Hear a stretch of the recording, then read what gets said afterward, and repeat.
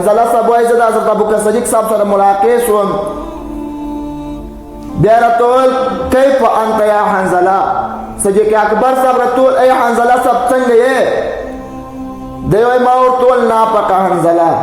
حنظله صاحب خو منافق دی صدیق اکبر صاحب ورته وایي ولې سبحان الله ما تقول دا ته څه وایه حنظله صاحب خو د رسول الله صلی الله علیه وسلم صحابي دی منافق څنګه دی دی وایي ما ورته وویل چې موږ د رسول الله صلی الله علیه وسلم سره ناست یو امو جنت په یاد وي امو دوزخ په یاد وي امو د الله رب الجلال هر عبادت ته توجه داسې وي لکه الله رب الجلال چې په سترګو وینو کله چې د رسول الله صلی الله علیه وسلم څخه ولاړ سو بیا مصروف سو په ازواجو په اولادو باندې بیا داسې شو لکه ګرځر چې موږ الله رب الجلال یېري د څه وخت دپاره په دې خاطر باندې منافق یم صدیق اکبر صاحب ورته وایي والله د الله رب الجلال په ذات کې مې قسم وي زه هم دغسې یم لکه ته چې وایه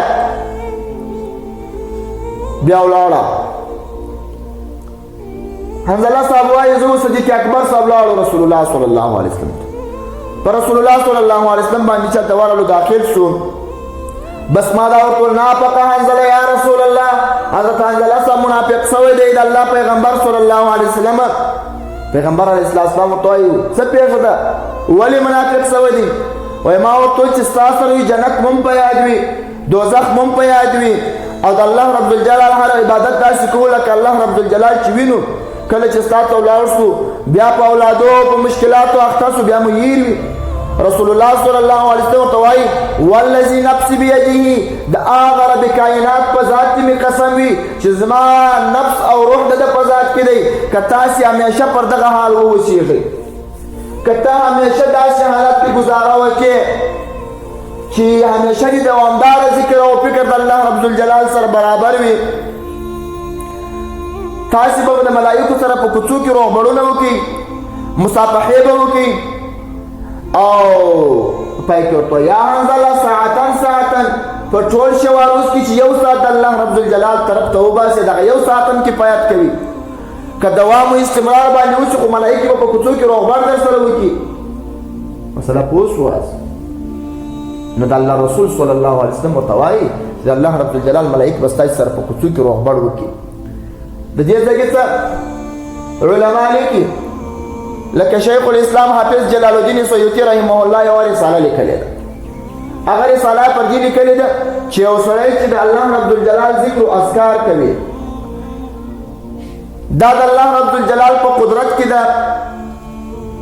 او باذن الله د الله رب الجلال په اراده باندې کله کله داسې کېدلی شي چې په نیک مجلس کې د رسول الله صلی الله علیه وسلم سره په یو ښه ملاقات وکړي په نیک مجلس کې د ملایکو سره په یو ښه ملاقات وکړي کله چې د انسان دوام او حضور برابر شي نو د الله د رسول صلی الله علیه وسلم سره په یو ښه ملاقات کېدلی شي امکان لري او د ملایکو سره هم په یو ښه ملاقات کېدلی شي درې واره رسول الله صلی الله علیه وسلم دا خبره ورته تکرار کړه چې ساعتن یو ساعت چې په ټول شوا روز کې